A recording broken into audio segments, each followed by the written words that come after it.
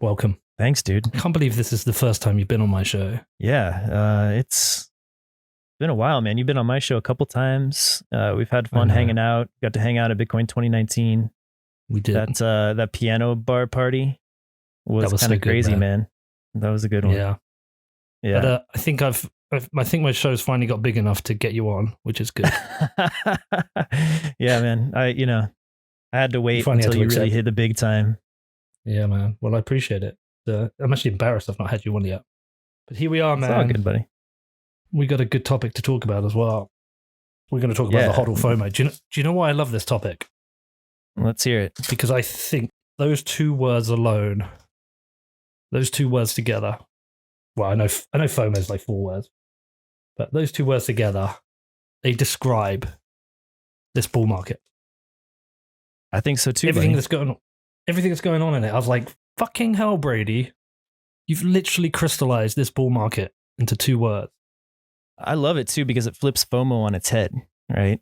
Yeah, it's man. like FOMO is all about this, like, I got to get in the game. It's hysteria.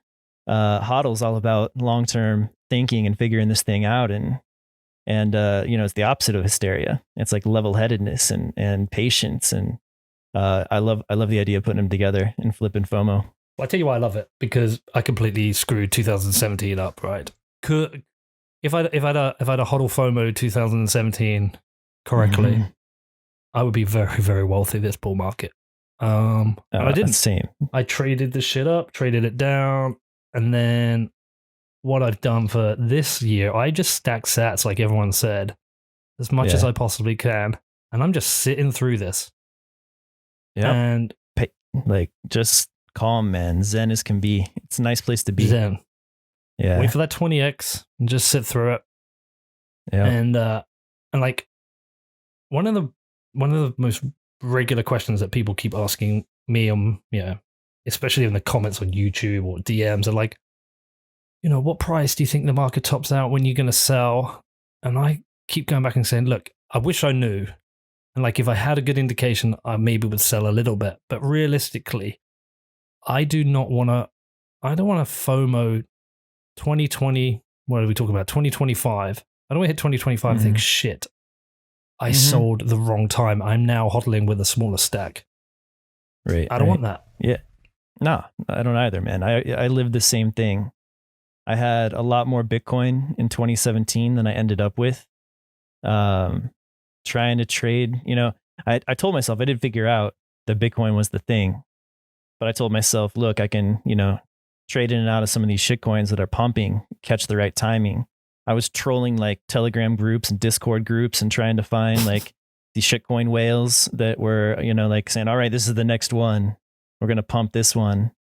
And it never happened. I couldn't find those. I couldn't find those little pots of gold. And yeah, you just, you might hit a lucky a couple of times, but it's no different than gambling, in Vegas. The house is going to win at some point. So I lost some Bitcoin. I didn't understand the taxes, just totally raked over the coals on taxes. So yeah, not good. Lessons learned though. That's how you forge a hodler right there. Dude, I used to keep this spreadsheet. On my laptop, and it was my Bitcoin. It was all my shit coins and what they were valued in Bitcoin, and what my total kind of Bitcoin holding was. And at its peak, my entire portfolio was like 100. I think it was like 182 Bitcoin. Right? Are you fucking kidding me? No, dude. Like 182 Bitcoin, and that was I can't remember the price. I don't think we'd gone over 6,000 at that point, right? Because I bought XRP at fuck all. I bought all these shit coins at nothing, right? And they just exploded. Like I had one, like I think it's like an XRP position of about, let's say, I want to say like $500 that went to 30,000. I had so many things like that, like a big EOS win and blah blah blah, and so. But at that point, I was like, I'm gonna be so fucking rich, and that's when I was like, okay, now I'm gonna get into mining, and now I'm gonna start up like a trading business. And now I'm gonna buy even more shit coins, and then I wrote all that shit down, and then I had to pay my taxes. And I'm not gonna say it all went because it didn't, but like about 90%, maybe more, went. And I look back and I was like, holy shit. I mean, what the fuck would that be worth now? Let's have a look. 182 a lot. times. A hell of a lot. Where are we at now? Did we go back up to 60,000? 10 million bucks. 59. Yeah, $10.7 million. Fuck, dude. Yeah. Yeah. Ouch. Yeah. Hey, it's all good. You know what though? You what I respect about that is that you hung on. You're like, you didn't say fuck this, I'm out. You're like, I'm gonna figure this thing out, and I'm gonna start, the biggest podcast in the space, and I'm gonna hustle. And look what you've built, man. And you're here for the long haul now. I think you've got that chronologically wrong though, because you've made me sound like a legend. What actually happened was I started the podcast during that period because I was like, I'm going to start a mining company. I'm going to start a podcast, right? And by the time I was going nearly broke, the only thing I had left was the podcast. The podcast. Yeah, that's all I had. And I was when I got near the kind of, there was one point I got to a point where I was like, my total net worth outside of my house was $60,000, right? But I also had a £90,000 tax bill coming in, and I had my house, right? So my net position was almost negative. I think probably about even, including my equity in the house, because I didn't have a job. I couldn't get a mortgage. I don't know what it's like out in the US. I had to get a mortgage, right? So I spoke to the mortgage company, and they're like, well, because you haven't got a job, you can't give one. So this is where I'm going to confess one of those other things. And people are going to hear it, and they're going to be like, oh, fucking hell, Pete, you committed fraud again. But I kind of told a lie to get a mortgage. Not a full lie. I just kind of made out, sent a letter from my employer about my job. Yeah. And my job was what Bitcoin did, right? But I didn't connect the two, that it was like just some shitty podcast. I wasn't doing anything. So I got my mortgage, and I was down to my last like $60,000, like of net, like everything, right? It's not like $60,000 in the bank. And then I just fucking worked. I nearly took a job at one point. And then I got some checks for the podcast, and here we are. But like, it was rough. And because I tell you the worst thing about it is, like, I actually had some good money when I left my agency job. When we closed the agency down, I had like a few $100,000, and I blew that shit during the bull market. I bought a watch and a car and flew first class like a proper moron. Shit, I'm kind of doing the same stuff now, but like, yeah. So yeah, how's that Aston treating you? The funny thing is, I never know if it's like a marketing ploy or if you really got that Aston. Like I can't tell, because you're so good at doing that getting people riled up. And so I don't even know anymore. I bought the car. Nice. Yeah. Is that like a dream? Yeah, it is, man. That's all I give a shit about is cars, right? Like, I'm at that point where I should have moved house, and I was like, but I don't want to move house. I'm okay with my house. I've got 4 walls and a bathroom, and I can watch the TV here. I don't have a cool car, so I'm gonna get the car. But I did like post up the picture of it in the garage, like knowing full well that people would be like, what the fuck kind of garage is that shit? Yeah, that was a good one. Next up's the football team. Yeah, dude. Listen, that's the next. You know what? I've got an idea about that. I think I can make that happen. Anyway, this is not meant to be about me, dude. It's meant to be about you. How's it treating you? I know. How's this market treating you? Great, man. I mean, yeah, like we were talking about, I'm just zen watching this number go up. I'm just busy right now, living the dream, getting to work in Bitcoin full time. So that's super exciting. And I'm just waking up and focusing on that, falling asleep, thinking about Swan. So it's basically Swan and family time right now. And it's fantastic, man. I'm loving it. And it's fun to be like, it was good timing. We started it about a year ago and just kind of like had about 6 months at the end of the bear market, and build and kind of had heads down. And then the thing kind of took off a little sooner than we thought. But as you know, I mean, like, number goes up in price, number is going up on all the Bitcoin businesses in every way possible as well. So We're just trying to like keep up and scale and having a great time, man. We have such a fun team. Well, we'll talk about that. I mean, but you're right. Every number goes up, right? Bitcoin number goes up. Yeah. Your downloads go up. Yep. Your inbox goes up. Yep. Your spam you have to deal with goes up. Yeah. Your bullshit annoying people you have to deal with go up. All the scammers trying to impersonate you goes way up. Yeah. I was having a conversation. I can't remember who I was talking to about it recently, but I was saying I actually prefer the bear market. Yeah. On almost every measure. The only two measures that I don't is net wealth and downloads, right? Because downloads is a measure of the business and net wealth is a measure of the cool shit you can buy in the future. But everything else I prefer about a bear market. Yeah, the bull markets are pretty crazy, right? Like you know, it's just a ton of work to do, which is good. I mean, it's good work. Like it's a good busy. It's a fun busy. But it is nice to be able to like put your head down and like actually work through some of the bigger projects, you know, that you had in mind to get done. Because once this thing comes on, you're just trying to keep up with, you know, incoming, and there's not a whole lot of like long-term projects that can be like, you know, really well thought out and executed. It's just like, we got to get this thing out, even though it's half baked, and we're just going to like build the engine like while the plane is flying.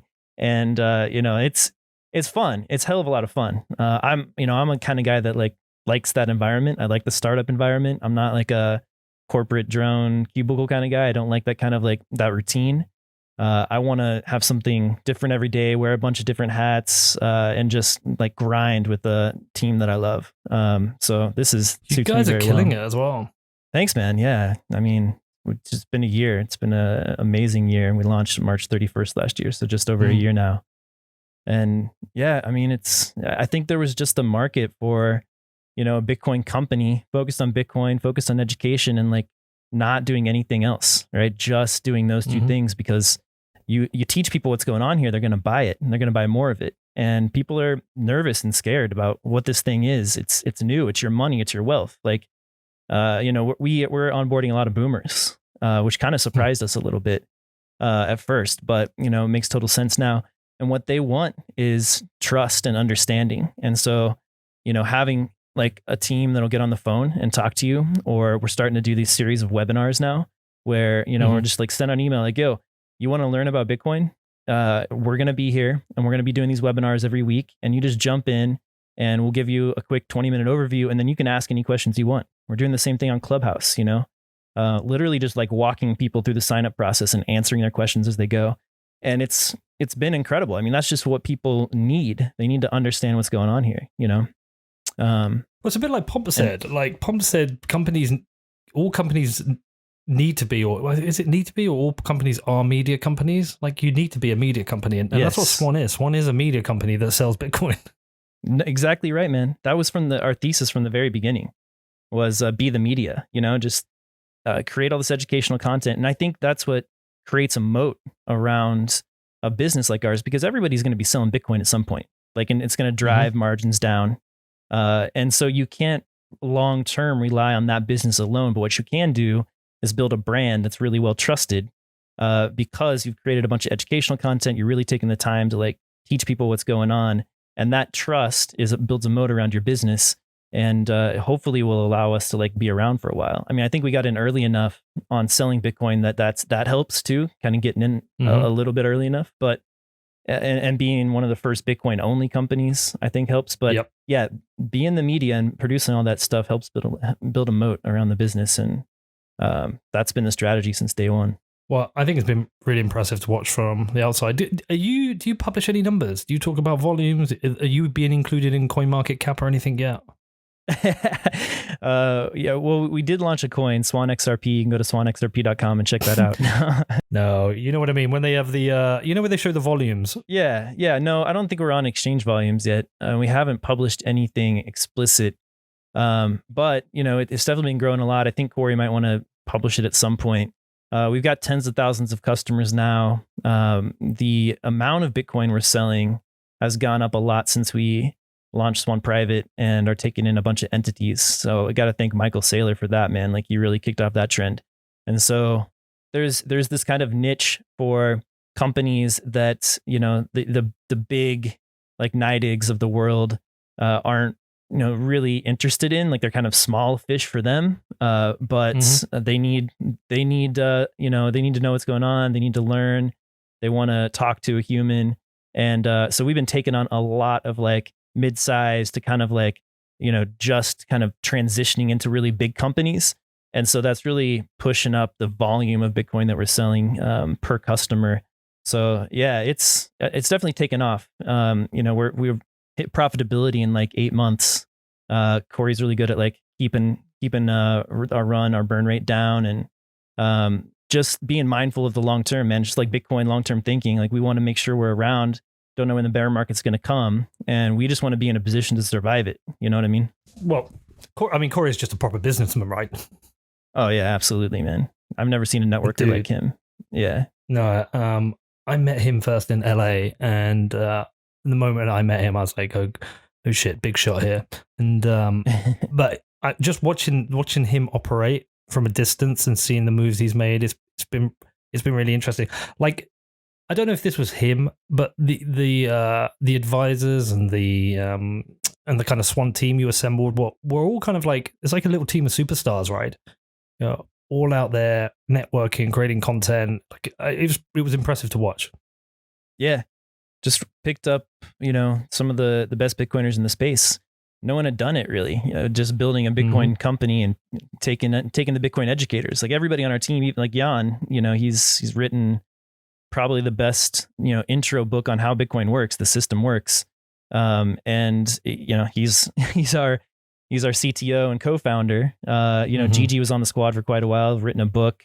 He just moved over to CT, with that $1 billion Bitcoin startup.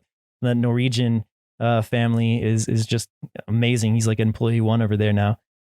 So yeah, I mean, like we always joke that our engineering team are like better writers and educators than the rest of us, So yeah, it's a cool team. But yeah, man, like this market is going crazy, and I think things are different. This time. I think they are. And that's what we were, you were getting into with the HODL FOMO thing. I wrote this thread back on November 13th last year. And I've been talking to Preston Pish on Swan Signal Live about escape velocity is what he was calling it, right? And then Dan Held wrote a piece that he talked about on your show, the super cycle. He wrote that in December. Yeah. And so the idea has been floating around, and it's essentially, it's really simple. It's just that the 2017 run was driven by short-term retail trader speculation. I mean, they were denominating everything in fiat gains, right? That's it. And I think this run is being dominated by individuals and corporations and entities that are understanding that this is, a thing to hold for the long term, that this is a hedge against the massive inflation we're seeing. And they're denominating their gains in, basically they're FOMOing into hodling, right? That's what I call it, HODL FOMO. They're FOMOing in. They're like, I got to get in here at the best price possible and start converting some of this, as Saylor puts it, this melting ice cube into something that's not gonna, be debased. And so that like fundamental understanding, that fundamental change in the understanding what Bitcoin is, will, create hodlers with massive means, right? Because like Saylor's not going to sell any of his 100,000 Bitcoins, and they will then set this floor much higher, right? I don't think we're going to see massive pullbacks, because we're going to see people who understand what's going on scoop all that up, right? And so maybe at 50, 40%, they're going to be like, all right, this is a massive discount, right? I'm going to scoop this up, and all the people who are waiting for that 80% drop are just going to be left behind, right?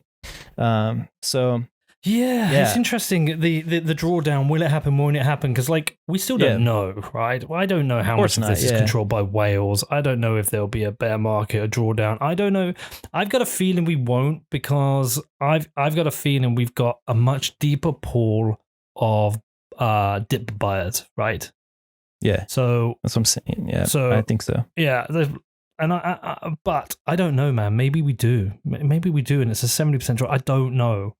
All I know is like one of the things that's really hard is telling hot tops and telling bottoms. And if you don't need to spend the money, then it's best to hold it in Bitcoin. I've done it. I don't know how much you guys keep your treasury for. as reserves as much in Bitcoin, as we can, as much as we can. Yeah, we do. I do anything beyond 8 weeks of cash flow goes into Bitcoin. Yeah. I mean, this is just a podcast, dude. And you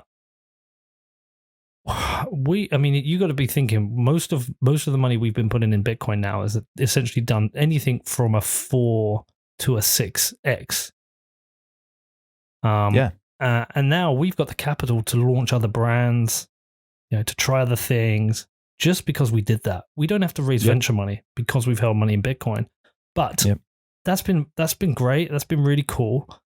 But if there is the only thing that worries me, if there is a bear market, like, I have to think about what the drawdown is on the business reserves. That's something I have to really think about.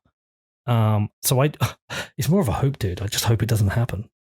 Yeah, and it certainly could, right? I mean, it could be the same thing where, people, like companies are watching their balance sheets, talking about a melting ice cube, like melt away in terms of dollars. And they're going to go back to they're going to get out. Maybe there's a cascade again. And that's certainly possible. There are funds and insurance companies, et cetera, that have bylaws that say that they have to, rebalance their sheets when, that one asset gets to be, too high of a percentage of their total investments. And so that's going to put some sell pressure on. There's the graphs that I've been loving to watch is just the precipitous drop in coins coming off exchanges. I do think part of that is an increase in people understanding that this is a thing to hodl, and they're pulling it off exchanges to put it in deep cold storage. But there are, a lot more reasons to take your coins off exchanges in this cycle than there were in previous cycles. I mean, the yield generating businesses are out there. People will take their coins off, trying to find, seek some other yield. The loan, business, Bitcoin backed loans out there, you got to pull your coins off exchanges and put those in as over collateralized usually, and kind of lock those up. So that's another source of a reason to lock up coins and not sell them. So yeah, I mean, I'm just seeing that trend. I know some of that is not for long-term hodling, and some of it is. But it's a very interesting trend to see these coins being taken off exchanges in droves like we've never seen. Yeah. There's a couple of interesting things that Saylor's done. Like, fuck me, that guy's come through like a steam train. Right, man. Changed the game. Like, unbelievable. Yeah. I don't agree with everything he says, but I've also watched him change his position sometimes. I'm like, okay, like he's still learning himself, but what a fascinating person to listen to. But the two really important things that add to the HODL FOMO narrative, right? Like, forget the $1 billion, $2 billion he's gone and raised and spent on Bitcoin, right? My most favorite thing he does is that thing every month where they're like, we bought another 250 Bitcoin with our profits as part of our treasury strategy. I'm like, no, that's the really important thing, right? That's the real message. That's it's not the massive purchases, which themselves are super interesting and, will most likely prove him to be a genius. But it's the keep stacking. Like, I call it $1 million cost averaging, right? He's just like keep stacking. And like those amounts are quite small compared to the big stack, but he keeps stacking.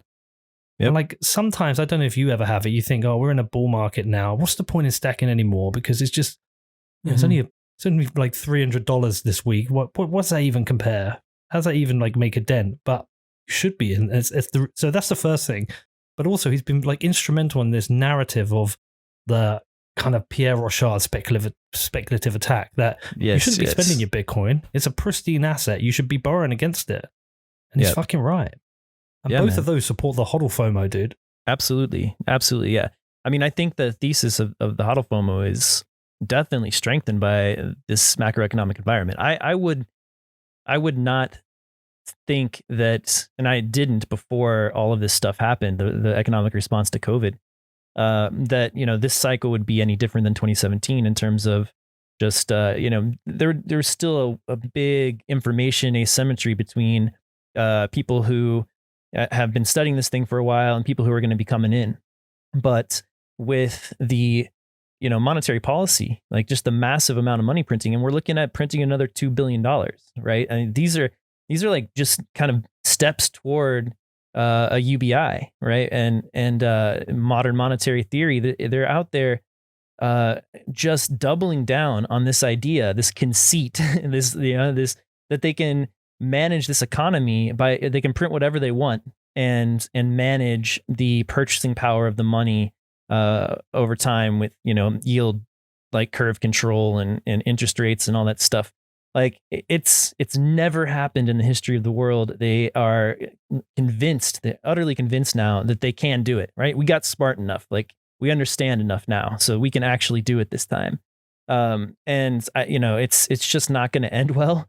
I was talking with Max Keiser the other day on Keiser Report, mm-hmm. and I was like, look, UBI might be the best thing for us to transition to a Bitcoin world, because these guys have been, the richest of the rich have been benefiting from this monetary socialism, this money printer, the cancel-on effect, where, you're closer you are to the money printer, the more you benefit.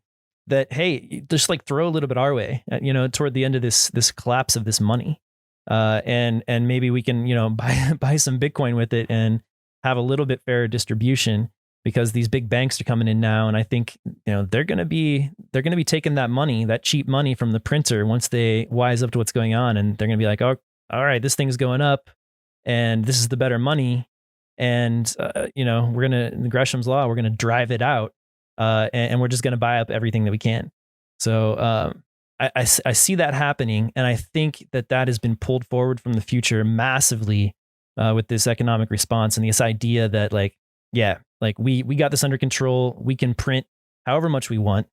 What was that guy's name? Khashoggi with the eyes, like the crazy eyes wide open. He's like the Federal Reserve has infinite cash, right? When whatever that's like CBS interview was, and that meme goes around. Like, I've not seen they it. believe this, man. Well, they're all from the church of Stephanie Kelton.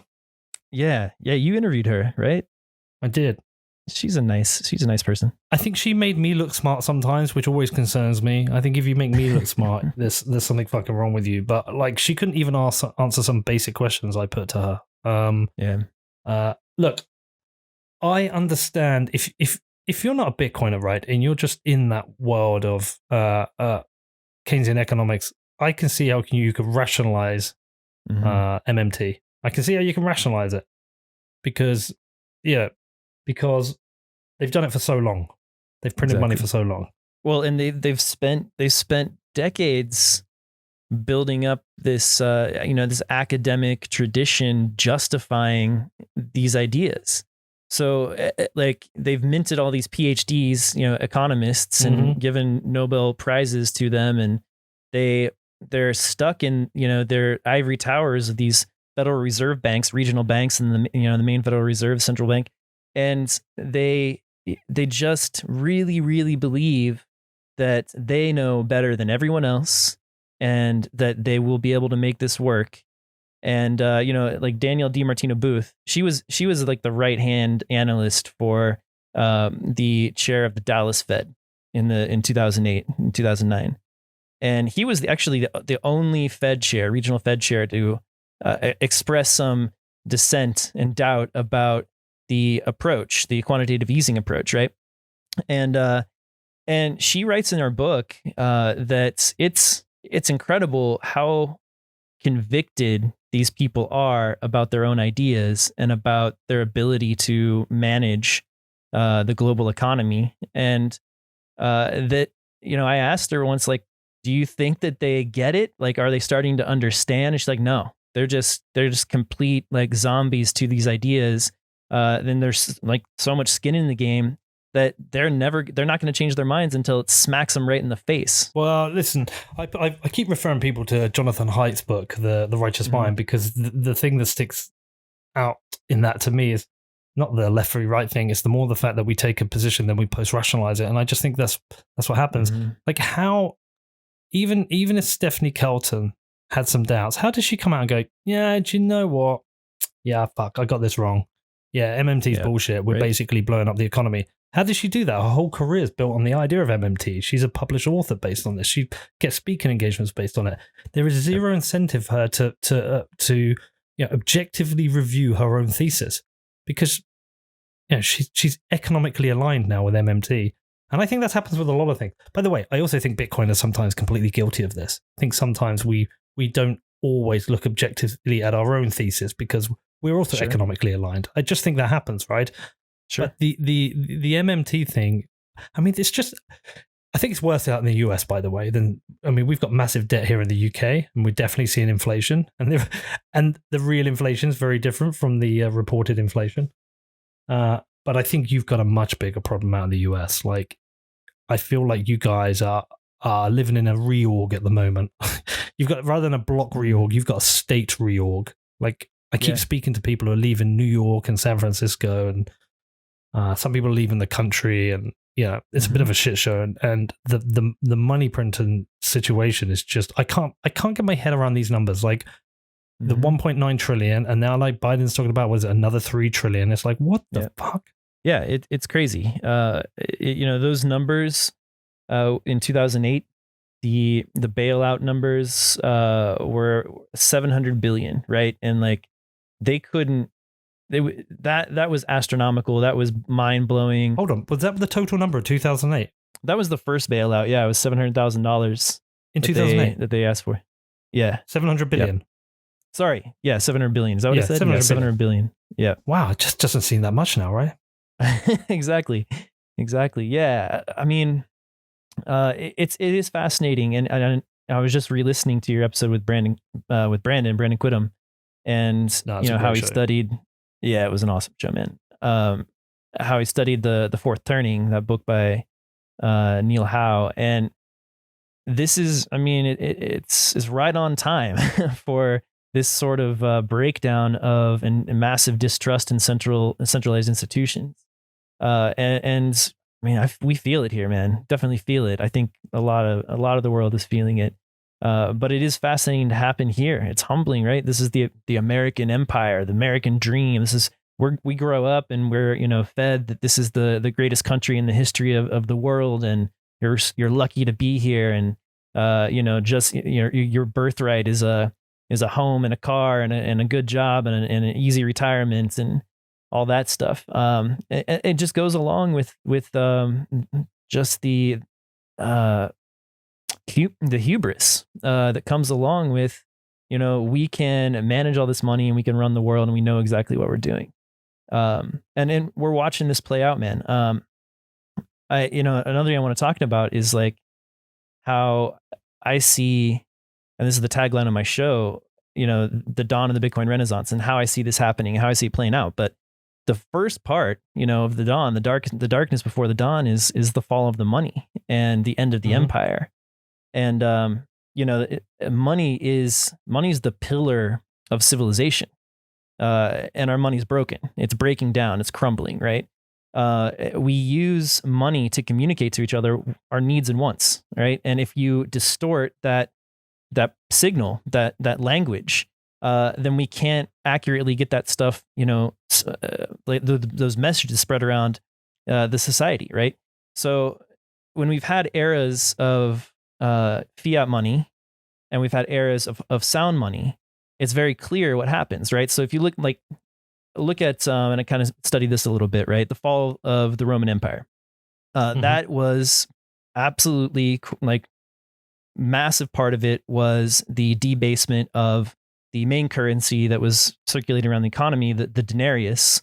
There was a gold coin called the Aureus, but that was, too valuable to be used every day. So like your everyday Roman would be paid in the silver coin called the denarius. And so when Julius Caesar first started minting them, they had this, they were pegged to the Aureus. The Aureus itself had started being debased. All right. So it was like 8 grams of gold. 100 years later, it was 6.5 grams of gold. Another 100 years later, it was 4.5 grams of gold. So that base money was being debased, the core money, right? But then look at the dollar, the denarius, based on that, right? Like all of that just kind of pales in comparison. So the denarius, like I said, was the backbone of the Roman economy, and so the citizens were earning this money, right? And the denarius began as a 4.5 gram silver coin, and it stayed that way for centuries, which was really the foundation of the Roman civilization, right? It really flourished, as we know. It was the greatest empire of the time, right? But after that, things started to crumble because they started adding in like base metals like copper, blending in, and there was coin clipping going on. So it went from containing like 90% silver down to 70% in a century. A century later, it was all the way down to 5% silver by 350 AD, all but worthless, right? And then there was economic chaos from the hyperinflation, and Rome went from this shining city of 1 million people all the way down to like 50,000 people because everyone got the fuck out because it was completely crumbling. And like there's a phrase, bread and circuses, right? This idea, they call it bread and circuses. And it was from this Roman poet. And the idea is, and we still use it, is like these offerings or benefits and entertainment from governments to placate discontent, to distract from, this policy situation that the government has, basically ruined the country with, or the empire with. Yeah, I was gonna say, have you like compared the fall of the Roman Empire in detail to what's happening right now? Like when they were coin clipping, I'm assuming it was because greed within the Roman Empire, like within essentially the Roman governance, or was it because they were making mistakes and trying to pay for things they couldn't afford, paying for wars? Like I've never studied it. What actually happened? Yeah, man, it was just again human hubris.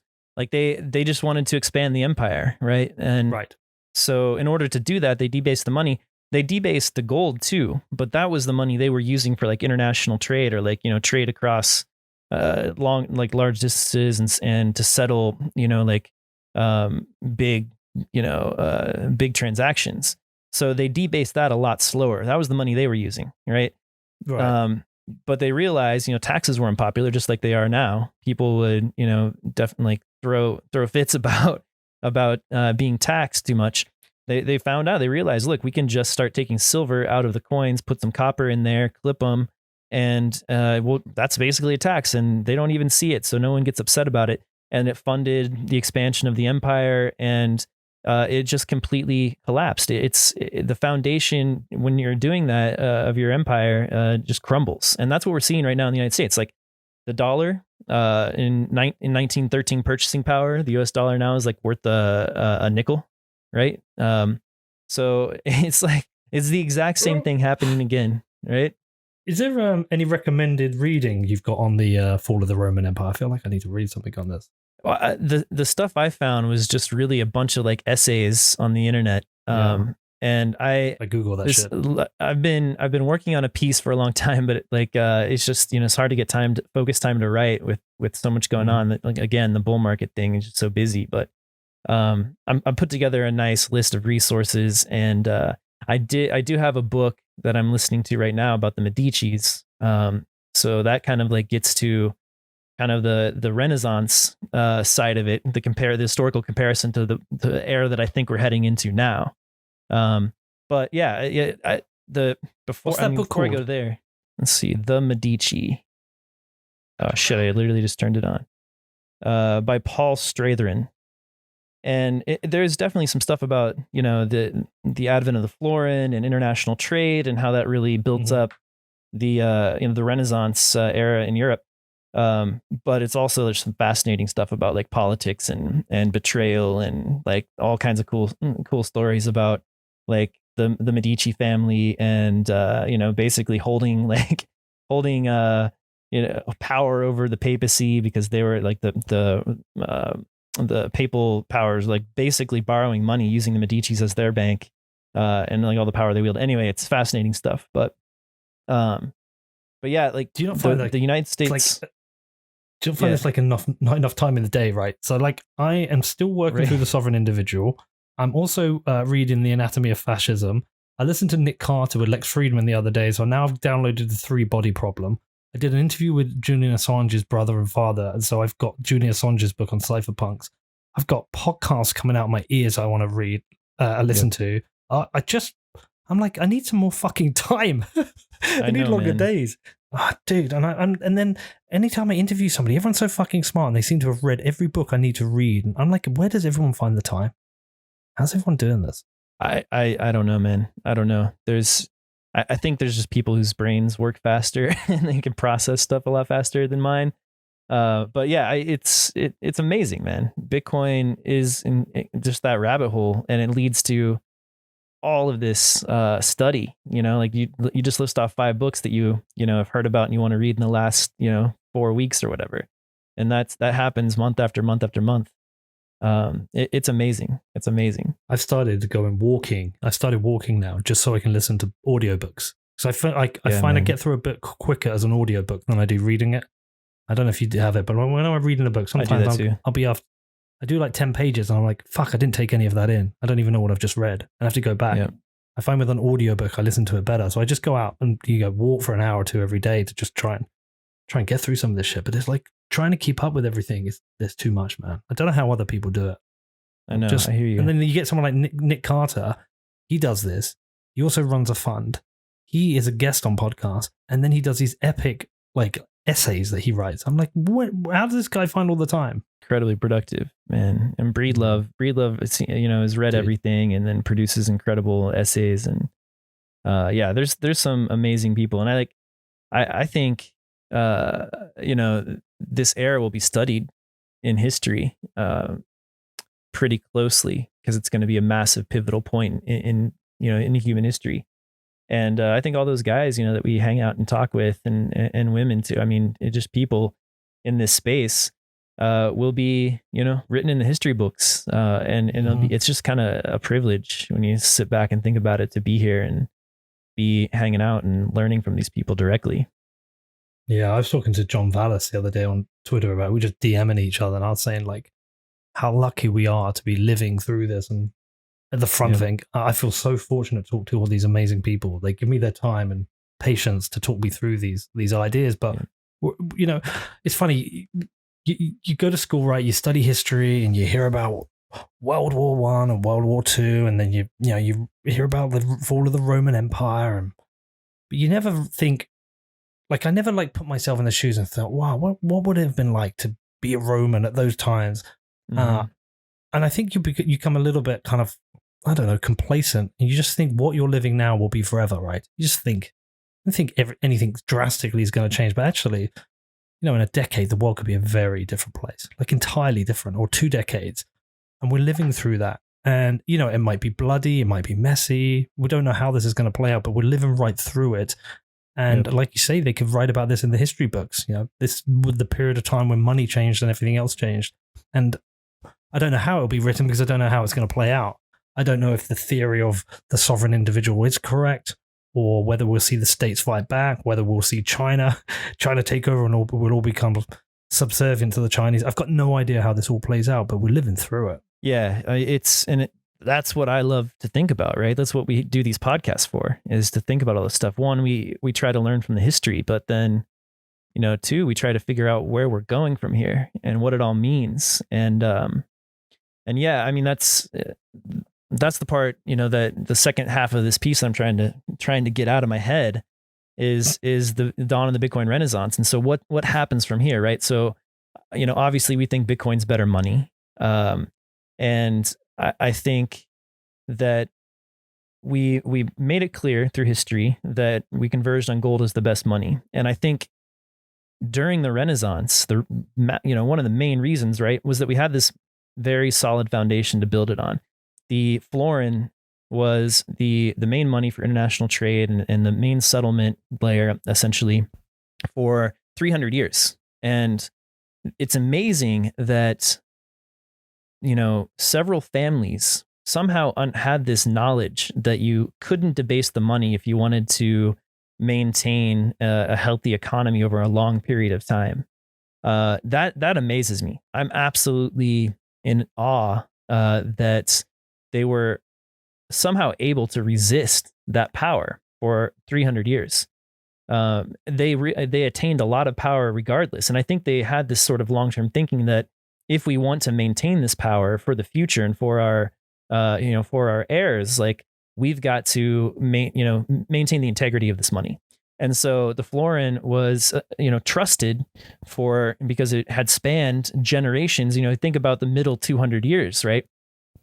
All of those people who lived at those middle 200 years never knew a time where the florin wasn't good money, right? You couldn't trust that the florin was going to be worth, the same amount 10, 15, 20, 30 years from now. And that's what we've been talking about. Austrian economists have been talking about, that we're all learning because Bitcoin's teaching us that this is the nature of money. This is the true nature of money. And this is the way it needs to be if you want to have a flourishing economy and human society and be able to communicate those needs and wants back and forth to each other and have efficient solutions delivered. And then, decrease the cost, the relative purchasing cost of those needs and wants solutions over time, right? And then we can all move up that Maslow's hierarchy of like, we have our basic needs met, and then eventually we just have this time to pursue our dreams, right? And something really interesting, hone our crafts and, produce art and architecture that's going to take 10, 15, 20 years because the money's going to be there to support the project 50 years from now. And you can just hand it down generations to build something like that. You can't do that now at all. You can't plan a project for 15, 20, 30 years in the future and use, like have a set of capital of dollars that you're going to just like say, all right, here's what we need to build this project. I'm just going to set it here. I'm going to fund it with this money. Let's say like some patron like the Medicis. I'm going to build this cathedral. Here's the money for it. This is how much I think it's going to take. And then 50 years from now, they're still pulling from that same fund. It has the same purchasing power as it did, when the project started. Like you can't do that.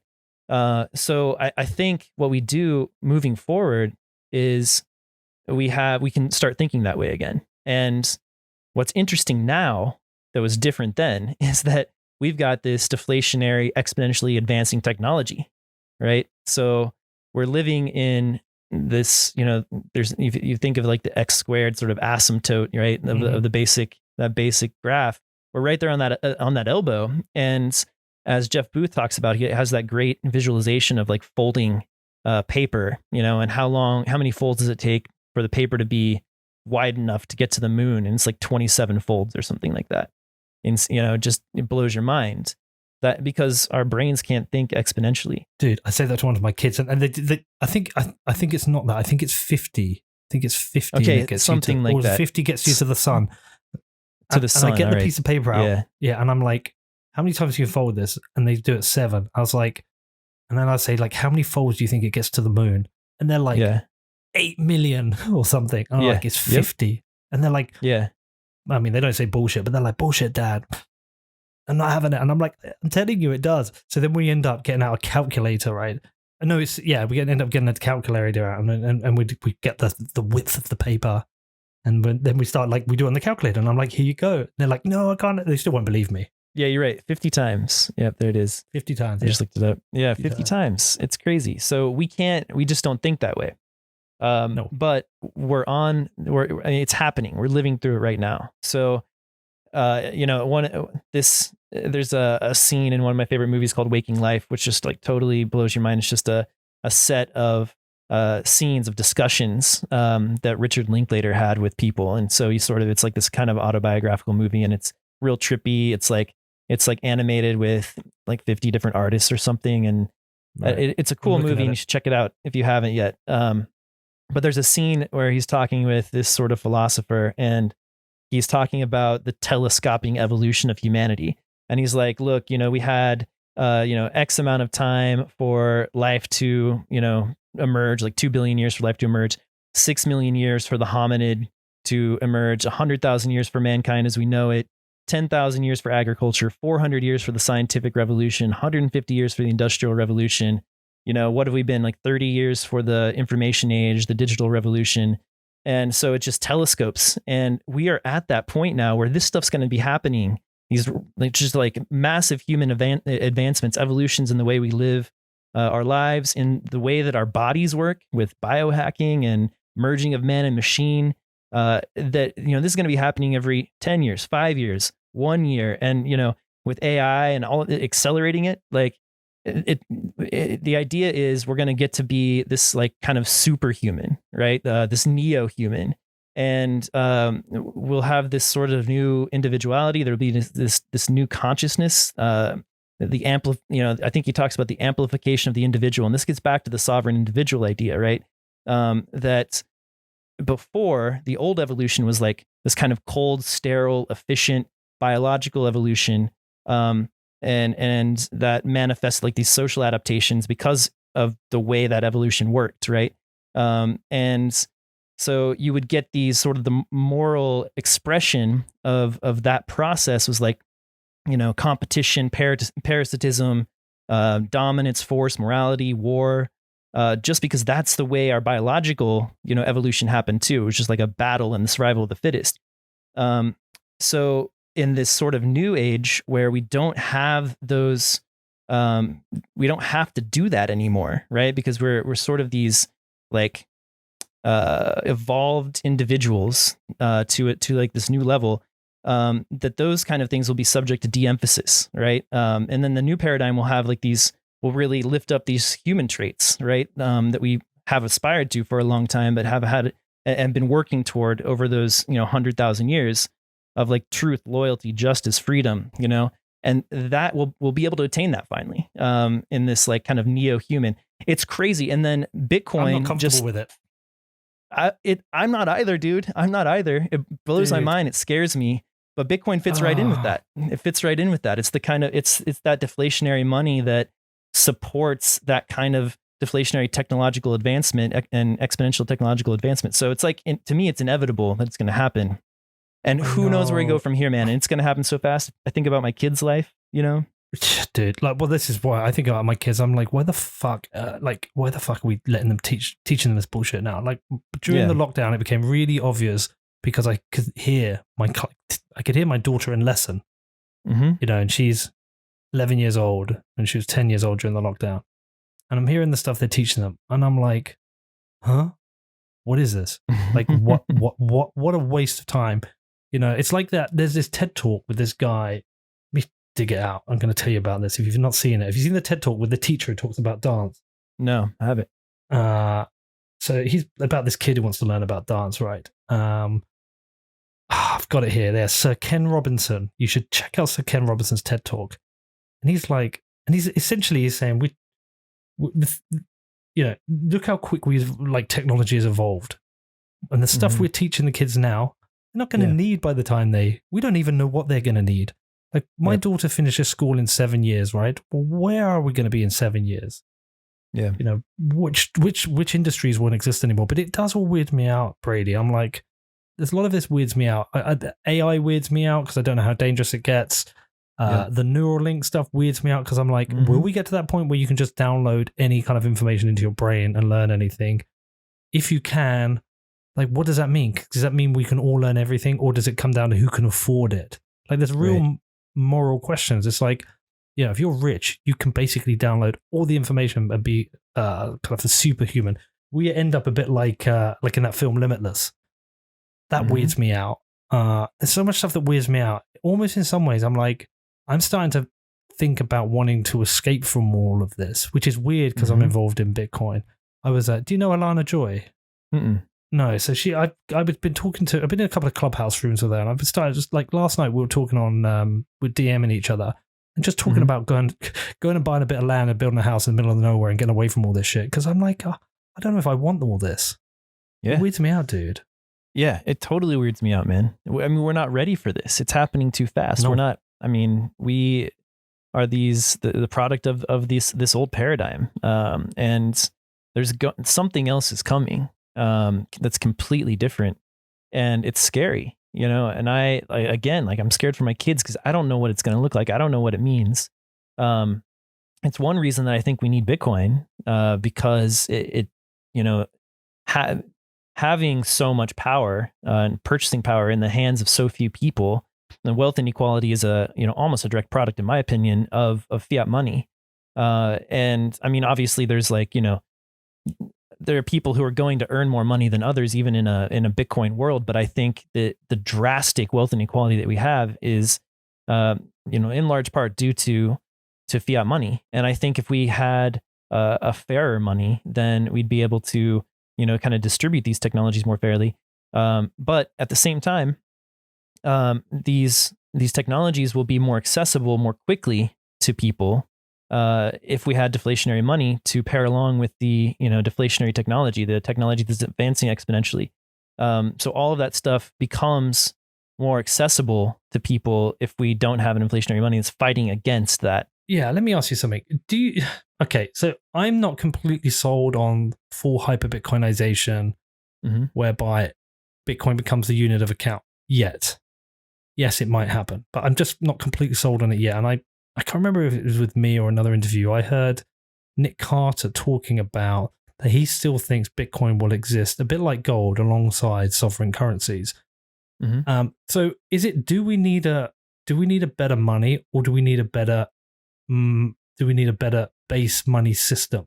Like, do we need do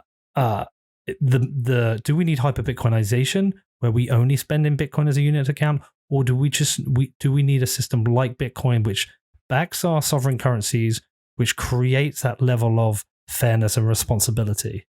Or does it not matter? Is it either or? Yeah, I think it's either or. I mean, I can definitely see, I think there will certainly be currencies built on top of Bitcoin. And I think some of them will be sovereign. I think some of them will be corporate. I think some of them will be, independent, like, and self-sovereign, like the Lightning Network. And yeah, I think people will choose, the market will choose their preferred money. And I think, those currencies that are built on top of Bitcoin will be used for exchange, but then people are going to want to settle their savings into Bitcoin, as much as possible, I would say, or bake onto the Lightning Network, which is pegged to Bitcoin in a trustless way. So yeah, and I think what happens is that we have a kind of a delocalization or a decentralization also of the way we govern ourselves. And so there's this word I came across that I like. It's glocalization, which is kind of a combination of globalization and localization. So we have this global economy that's based on Bitcoin and internet commerce. At the very least, Bitcoin is the base money of the internet, and more and more commerce, and I think most in the future will happen on the internet. So that's how Bitcoin really kind of worms its way into becoming the base money. Is it's the base money of the internet. Then the idea is that we are empowered then to basically kind of defund the nation state, because we're going to put more of our money into this self-sovereign money and more of our wealth there, and kind of make the nation state less powerful. I think we're going to move back toward like a republic style structure that this country was founded on. And I think even more so will devolve or like kind of move down into these much more local communities, which is where humans naturally want to be, right? Like we grew up roaming the plains of Africa with, Dunbar's number, like 150 people or so. And that's like the group that could be sustained, right? So I think Bitcoin will allow us to sort of decentralize the way we live as well, which I think is a good thing, something I'm looking forward to.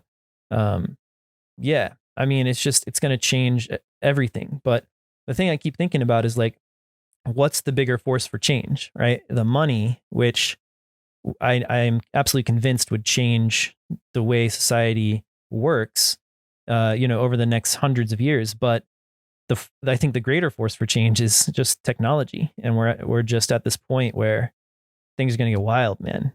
A couple of things are on my mind where I'm like not entirely there yet and keep prodding away.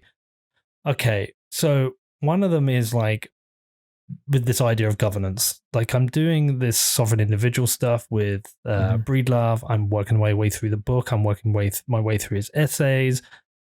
I'm not convinced on this entire breakdown of the nation state.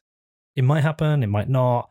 I kind of think the sovereign individual is I see it as somebody who just is able to roam in the shadows of all nation states, just drift around the world, go where they want to go, and just almost be globally off grid. Just right. That's what I think the sovereign individual is right now.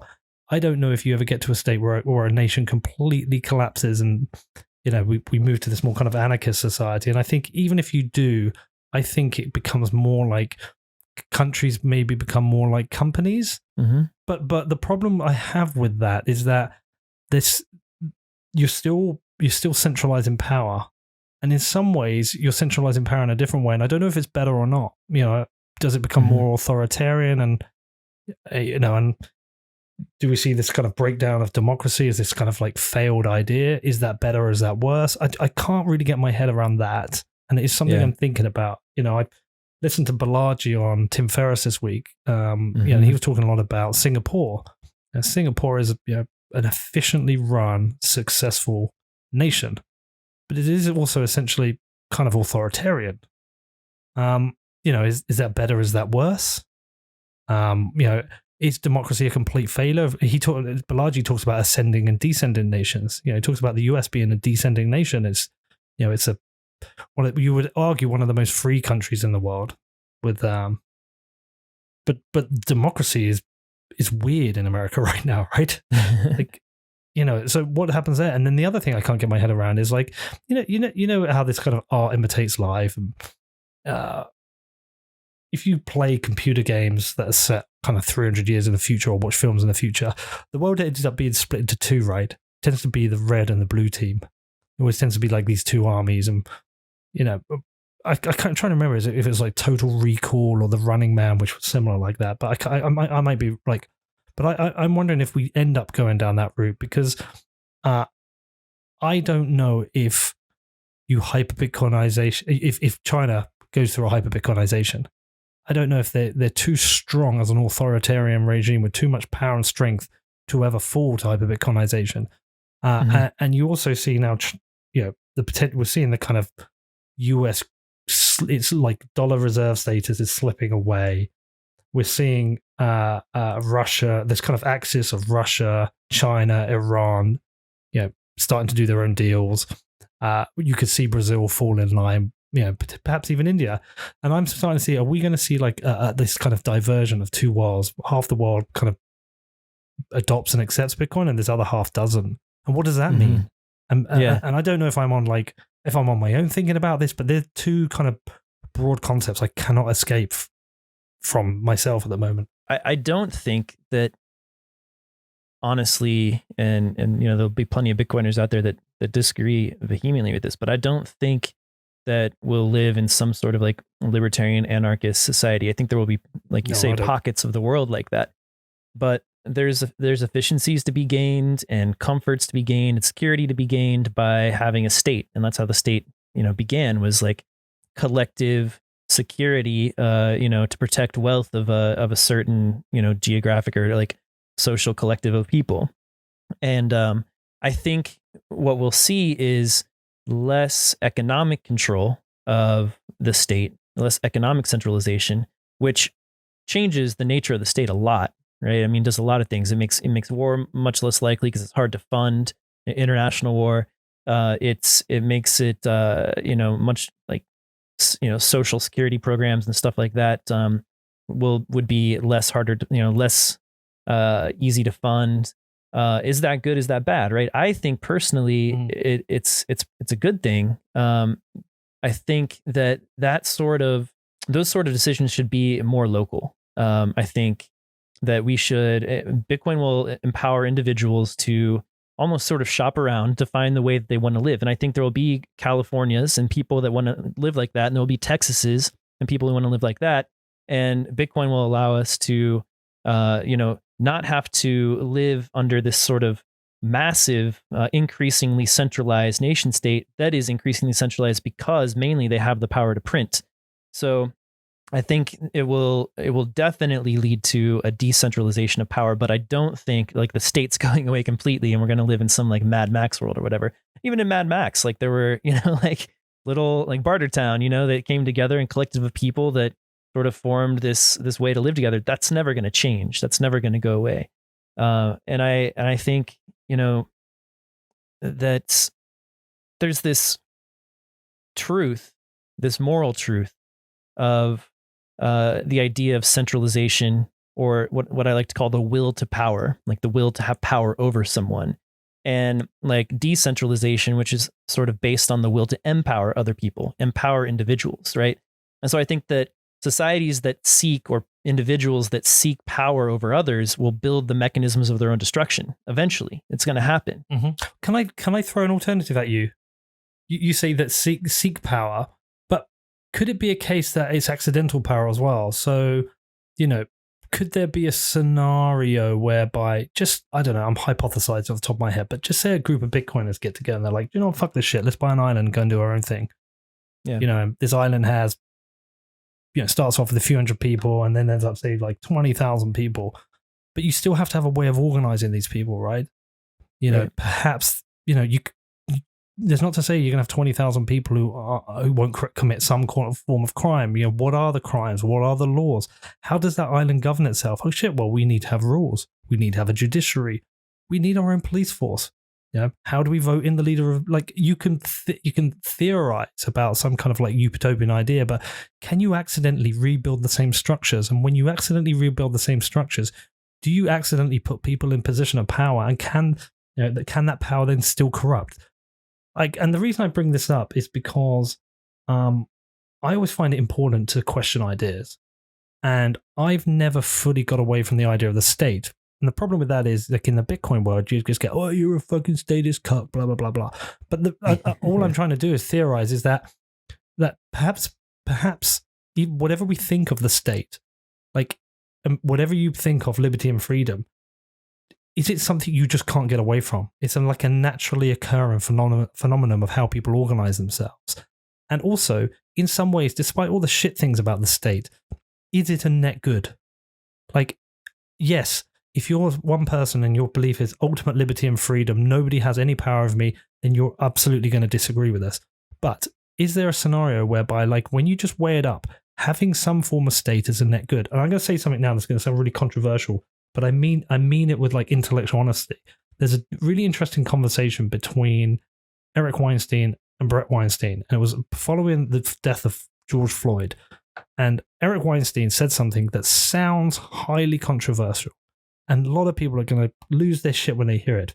But he said it's actually a good thing that the state has a monopoly on violence, because even though the state can fuck it up, by having that monopoly on violence, at least you have I'm not going to explain it how he did, but at least you have that kind of central control of violence rather than full Mad Max anarchy.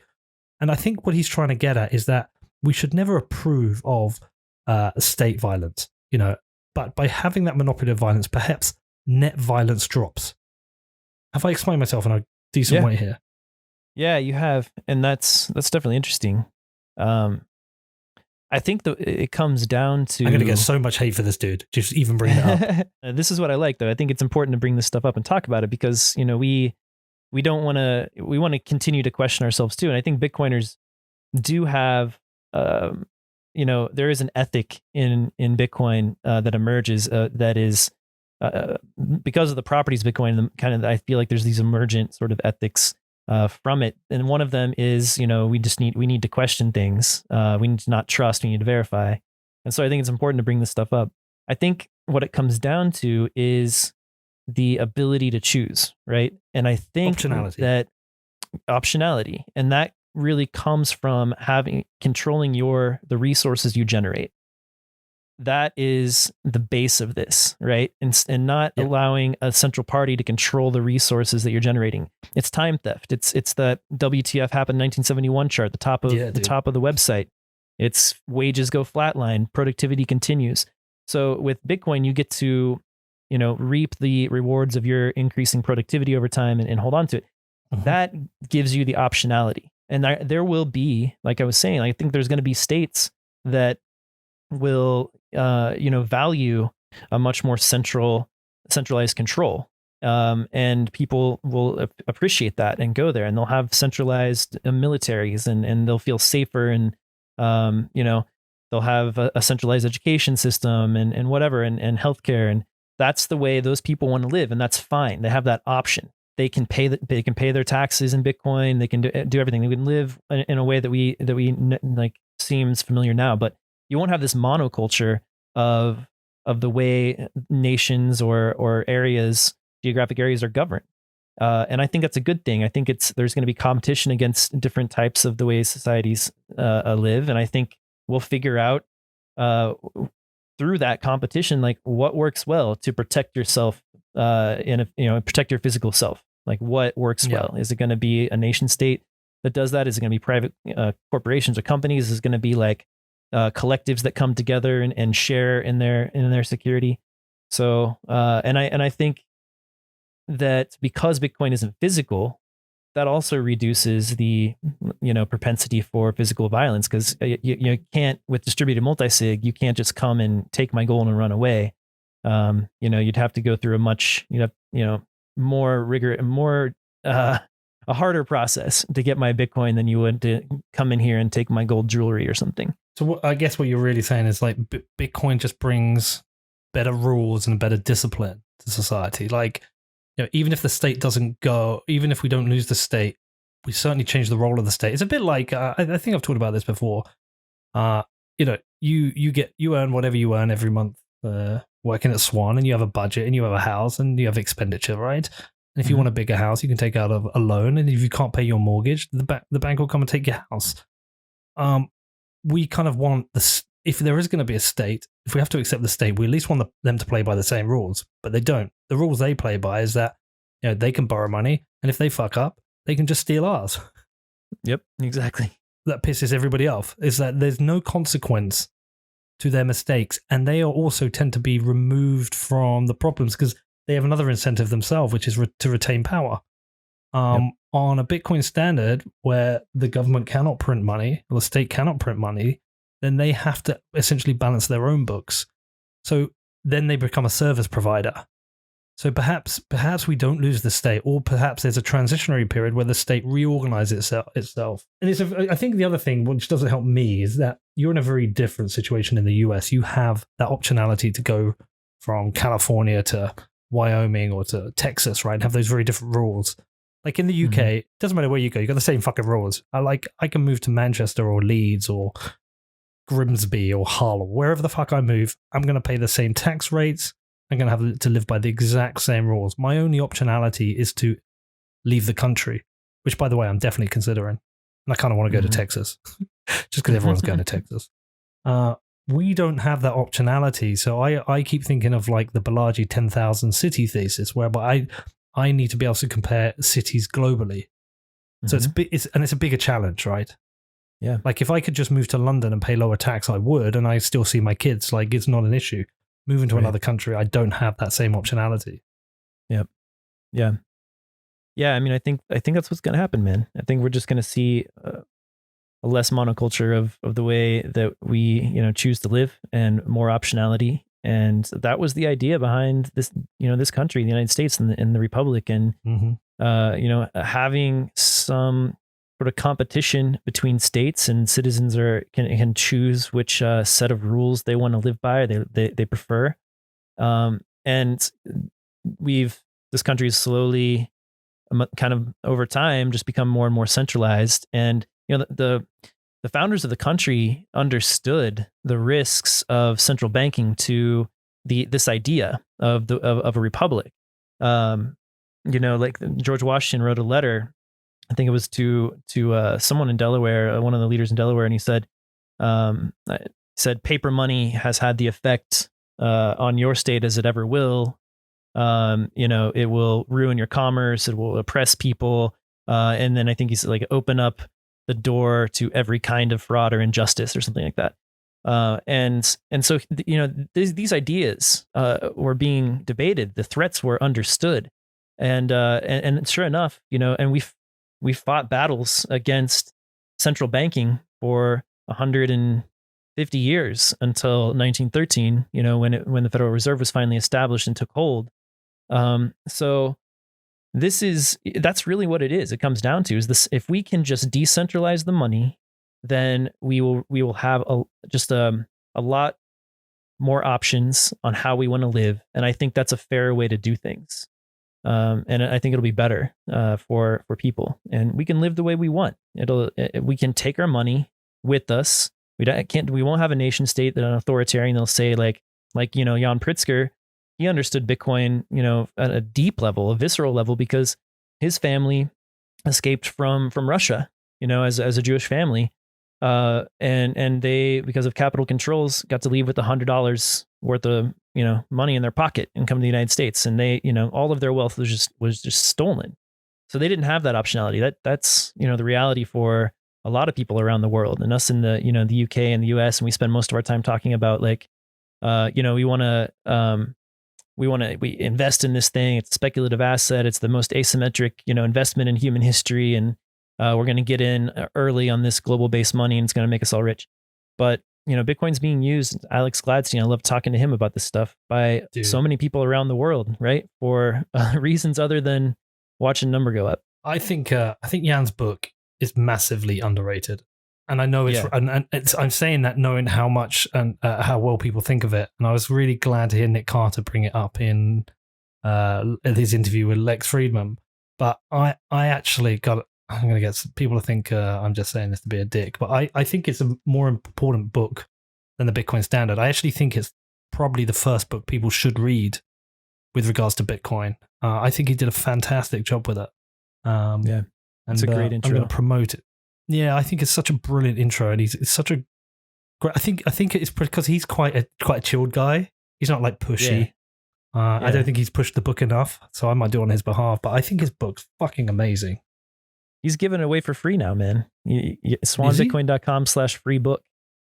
Yeah, and anybody can go there and grab it. We have it on PDF. We got a Kindle version. We got the audio version by Guy Swan. So it's out there for free for anybody. Guy Swan should narrate they need to create a Guy Swan bot now that can read every book. Yeah, dude, I tweeted that like 2 years ago. I was like, all I want for Christmas is a bot that reads my Twitter feed to me in Guy Swan's voice. Did you, dude? Yeah. Listen, I twice did Gigi's book. I did Gigi's book, and then I did it again, and I just hearing his voice, because he's got that like twang in it. Yeah, he just sounds so good. So I mean, I don't know how he does it, dude. Southern Comfort, yeah. Do you know what? Jan gave me a copy of his book, but if he's giving it away from me, I'm still gonna buy it again. Yeah, man. Have you had Jan on the show? Do you know what? I don't think I have. Now I feel like a Burke. And he gave me a copy of the book. I think it was at Tone Vases. Do you know, I've got to that point. That might sound like a dick. I sometimes can't remember if I've had, because I've done 330 shows now. Sometimes I don't even remember if I've had it. It's been that many now. That's crazy. Yeah, if you haven't yet, you should have him on. He's got a lot of good stories to tell, and just really understands this thing from like economic and technical perspective and stuff. So yeah, I think reading the Bitcoin Standard gets you like kind of more of the economic history and context, and then inventing Bitcoin gives you some of like the reasons why from a human rights perspective Bitcoin is important to Jan individually, but then just goes through how the system works. And so that's the 1-2 punch I usually recommend, is like learn about the money, learn about how the system works and why it's important. And those two books are a good complement. Well, I'm gonna have to get Jan on now. Let's see if Ben, Ben's working with me now, Ben Prentice. Yo, man, I love Ben. You know that? That was a good pickup. Dude, well, I met him at a bar in Boston. He just came up to me and immediately loved the guy. And hopefully he's listening right now. Ben, make sure you get Jan book. Let's see if this works. Let's get Jan on the show and talk about it. But no, it's such a great book. I always tell people to read that. I always tell them to read the Safety and Bitcoin Standard, but I tell them to rip out his art propaganda because I fundamentally disagree with his distaste of modern art. But that's my thing. Yeah. That's my war with Saifedean. I wasn't a big fan of that chapter either, but it is what it is. Just because it was such an absolute opinion. I'm just like, not all art is a banana taped to a wall or like, some paint splashed on a canvas or something. Like there's some pretty good modern art out there, but I get it. Whatever. Yeah. He's trying to make his point, Well, he makes the point valid in some ways because there is some bullshit art out there, but sure. Also the point I have is like art is a reflection on life, right? So if we're at a time of like living on a fiat standard of high time preference, and therefore we've got crap architecture and products which are just shit, like art reflects that.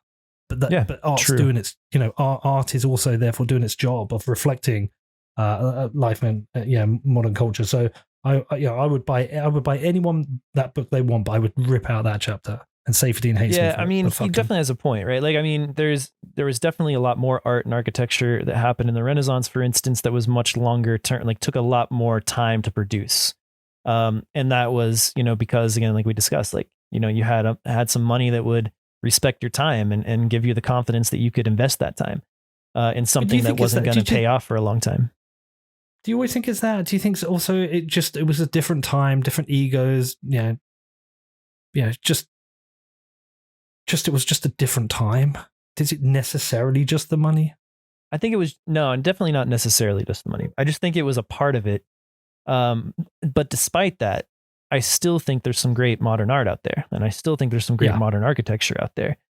It's just less. I think it's, it's kind of in despite of the money, and the way the situation is. I think it maybe during the Renaissance it was a bit easier to kind of like, create those long-term projects than it is now. But yeah, I mean, I don't agree with the kind of absolutist tone that chapter takes. And it kind of rubbed me the wrong way, especially when I read it the first time. Although I do have a more of an appreciation for it now than I did when I first read it. So, and I understand where it's coming from, but I disagree with it. But do you know what? Like, even though me and Safedina like hate each other, I actually do appreciate his book. I think his book is a good book, and I think people should read it. There's a lot of his stuff I don't buy, but like whatever, man. Like we're all different. We're all something else. Exactly. Cool, man. Well, listen. You're one of those people I can just talk to. I don't even need, like, I've got all my questions here and I haven't looked at them fucking once. I just started with Hodl FOMO and we went from there. You're just so easy to talk to. I could literally talk to you for hours. Is there anything else you do want to talk about that I've not asked you about? Oh man, I don't know. We've been through quite a bit, and this has been a lot of fun, man. Are you going to Miami? You think you're going to be able to make it? Well, I'm meant to be emceeing the event. So I was going to go to Austin next week for Bit Devs, All right. and I put the application in, and I can travel for work.